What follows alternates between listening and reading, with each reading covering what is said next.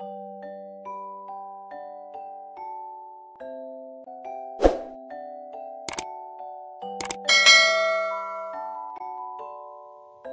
kids! Welcome to Teacher Beth Class TV.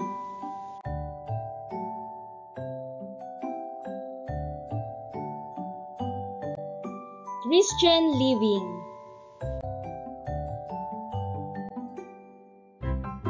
Do you eat fruits? What is your favorite fruit? You may write your answer in the comment section.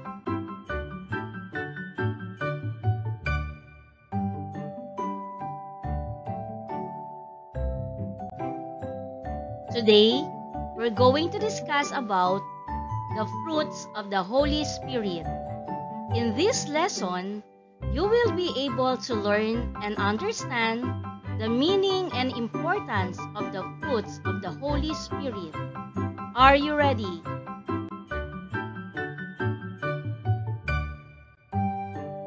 The fruit of the Spirit is the wonderful character of Jesus Christ, being formed in the child of God by the Spirit of God.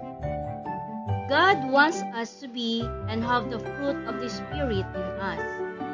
We can try to have love, joy, peace, patience, kindness, goodness, faithfulness, gentleness, and self-control. But the Holy Spirit will give us the kind of gifts He wants us to have. We need the Spirit to help us.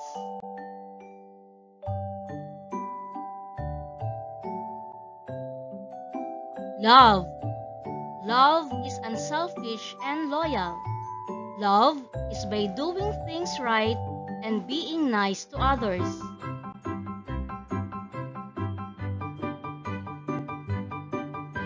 Love. Love is by doing good things for others. Love is by being nice to family, friends, and pets. Remember, God says, love your enemies.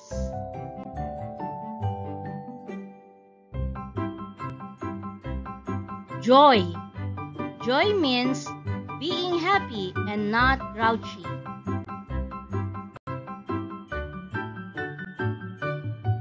Joy. Joy means being happy and not grouchy. The Bible says to obey your parents. It means don't be grouchy when your parents tell you to something you don't like to do.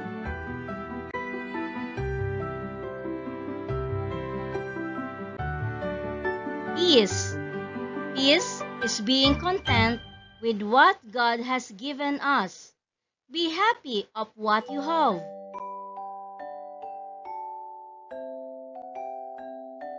Peace. Peace is being content with what God has given us.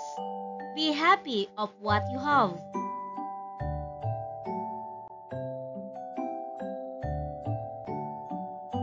Patience. Patience is not whining or complaining. Patience. Remember, patience in waiting, no matter how hard it is.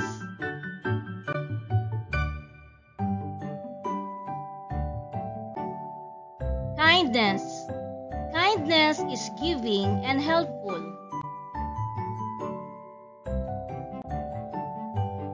Kindness. Kindness is giving and helpful. How about saying something nice to someone that you see is feeling down?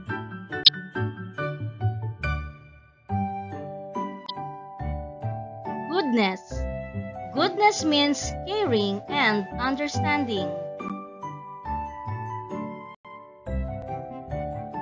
Goodness.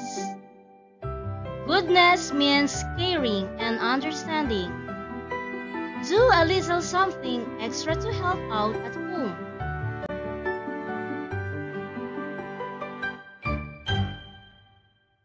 Faithfulness.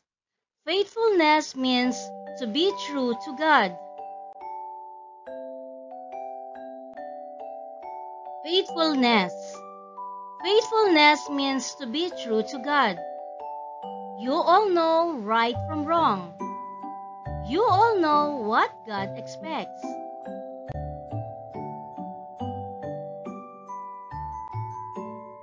Gentleness. Gentleness is being tender and calm. Gentleness. Gentleness is being tender and calm. Again, being kind to your family, friends, and your pets.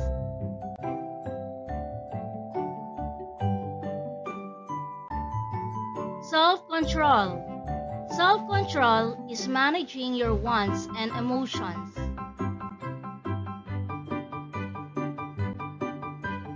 Self-control.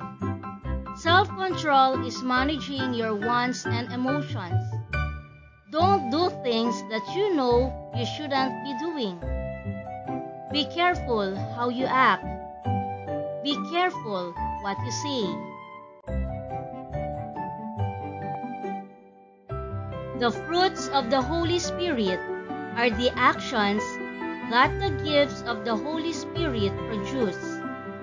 The fruits of the Spirit are love, joy, peace, patience, kindness, goodness, faithfulness, gentleness, and self-control.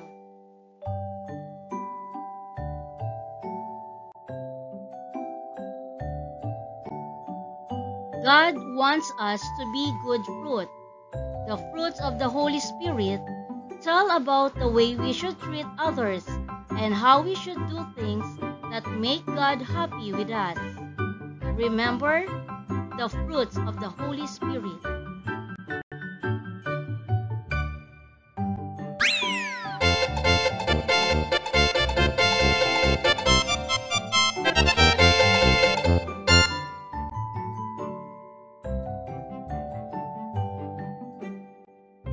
Which picture shows the fruit of the Holy Spirit? To actively participate in this activity, you may write your answer in the comment section. I will put others first.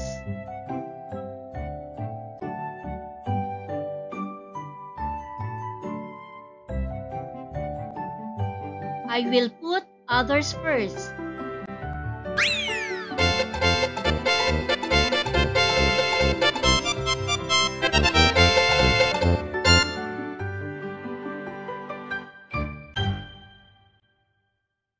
I will be happy and not grouchy.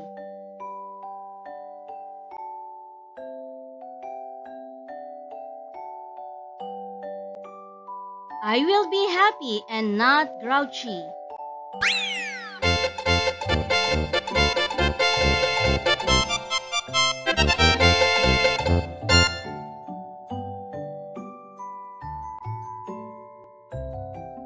I will wait without complaining.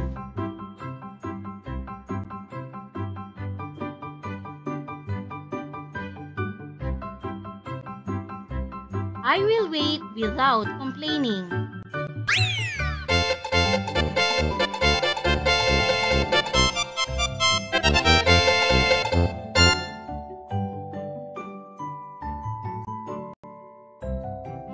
I will be happy of what I have.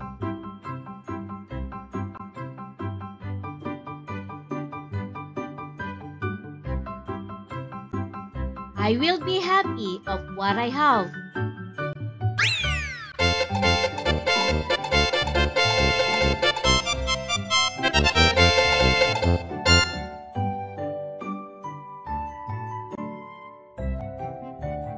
I will be nice to everyone.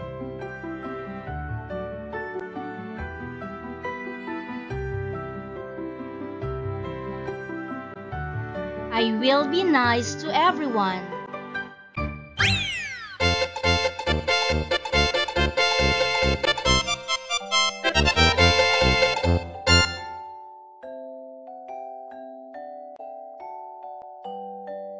I will do what is right.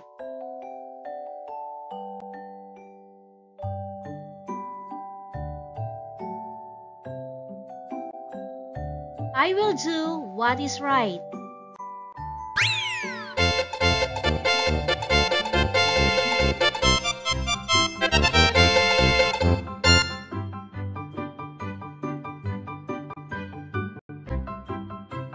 I will always be true to God.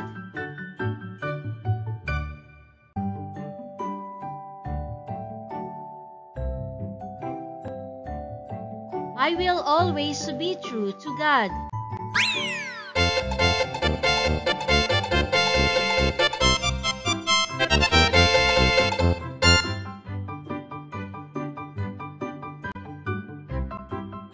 I will be calm and tender.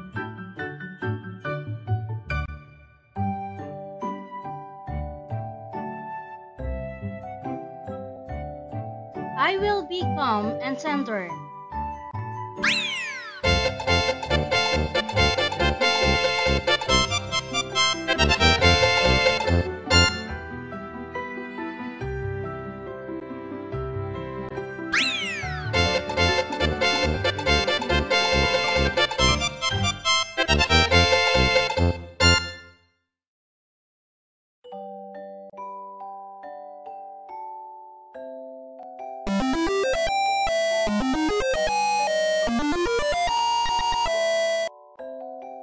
Thank you for joining me.